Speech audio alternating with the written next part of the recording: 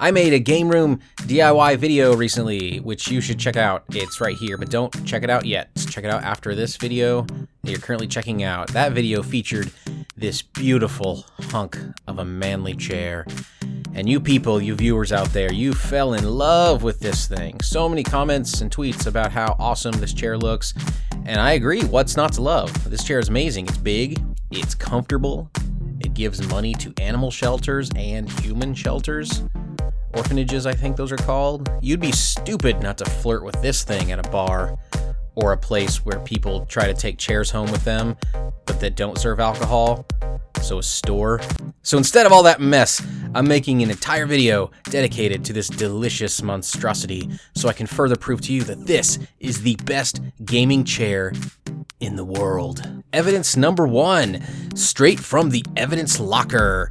This evidence was pushed in there by the evidence bully at Evidence High School. So evidence number 1, it's soft. There's an old quote, form follows function. That's what General Function said when he marched his form army into battle in 1840 to 45. Decades later, user experience professionals stole that saying because it's fun to say, so I understand them saying it. And also, it perfectly summed up their whole thing. Take bar stools, for example. Bar stools are a good example of form follows function. They're narrow and tall, so when someone drinks too much, they fall down. And then this bar stool doubles as a road cone. But instead of warning you about a pothole, they make sure you don't trip over a drunk guy or drive over a drunk guy. If you have a car in the bar, but don't drive a bar car, don't do that. You're breaking several other laws. Even though you're obeying the law of road cones, you're disobeying the law of not having cars in enclosed spaces.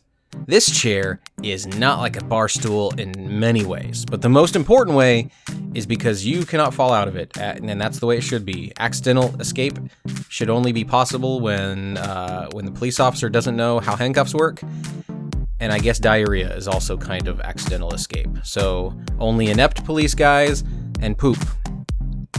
Evidence number 2, it's big, really big.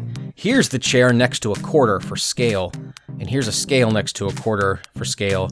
Neither of those things really help illustrate my point, except for the point I once tried to make about having a scale and a quarter, but at the time I did not have my scale or my quarter, so that argument ended in failure. I regret that argument to this day. Really, I was just too cocky. I should have known that I did not have my pocket scale and my pocket quarter, or just quarter, on me when I said, hey, I bet I have both a scale and a quarter.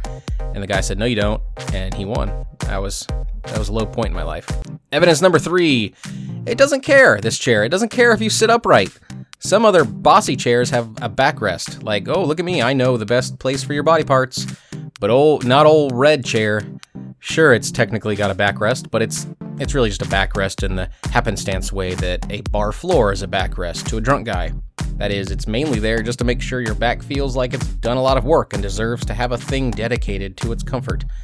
Like when a parent gives a child a lollipop for pooping on the toilet, that's the only reason ever for a lollipop. If you see an adult with a lollipop, that means they probably very recently used a toilet correctly. And it was a surprise to everyone. So much of a surprise that they were given a lollipop.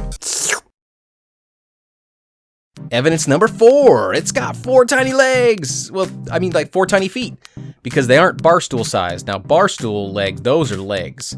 These are feet. This chair is nothing like a bar stool. I hope I've made that point clear. Evidence number 5, look at that angle, that viewing angle. Ooh, the puffy backrest in quotes. Those are backrest in quotes because of evidence number 3. The backrest, it kind of forces your neck into a perfect viewing position with your eyes all forward and your chin all digging into your chest. This is how comatose people play video games. And this is how non-comatose people play video games.